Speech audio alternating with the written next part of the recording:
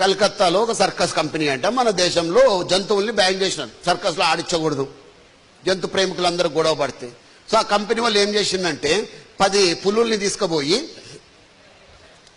అడవుల్లో వదిలేసిండట. వారం రోజుల తర్వాత ఆ 10 పులుల్లో 7 పులుల్ని అడవి కుక్కలు వేటాడి చంపిస్తాయంట. విన్నారా గమ్మత్తు? పులుల్ని ఎవరు వేటాడినారు? అడవి కుక్కలు. పులులు అంత ఈజీగా ఎట్లా చచ్చిపోయినా చెప్పండి?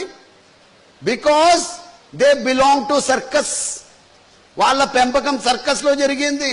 వాడికి రెడీమేడ్ ఫుడ్ తినడం అలవాటు అయిపోయింది.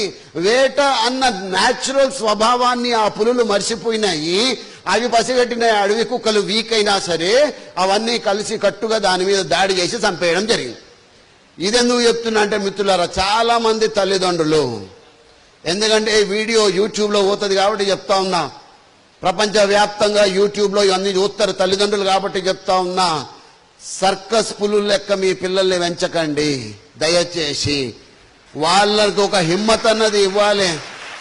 చాలా మంది తల్లిదండ్రులు చెప్తున్న పొరపాటు, ముద్దుగా పెంచు, ముద్దుగా, నా బిడ్డకు ఏమవ్వదు, బండిలో కారులో దింపుతాడు వాడు బుడ్డోడు, వాని కారు ఎందుకు చెప్పండి?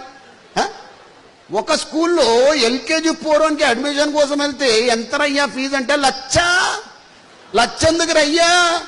అందరూ కూర్చోబెట్టి ఏబిసిడీలు చెప్తారు, మేము పడుకోబెట్టి ఏసీలో చెప్తామంట. వానికి పడుకోబెట్టి చదువు చెప్తే చదువు అంటుతుందా? అరే అబ్దుల్ కలాం గారు ఎట్లా పోయినారు స్కూల్కి? పెద్ద పెద్దోళ్ళు ఎట్లా పోయినారు స్కూల్కి? నడుచుకుంటా, చెప్పులు లేకుండా, సీమిడి ముక్కుతో, చిరిగిన నిక్కర్లతో వెళ్ళినాం. పెద్దోళ్ళు కాలేదా వాళ్ళు? ప్రపంచంలోనే ప్రముఖులు కాలేదా వాళ్ళు? వీరికి చిన్నప్పటి నుంచి సుకుమారంగా పెంచితే పెద్దగా అయితే వానికి చిన్న కష్టం వస్తే వాడేం బతుకుతాడని? ఆ జీవితాన్ని బతకలేడు.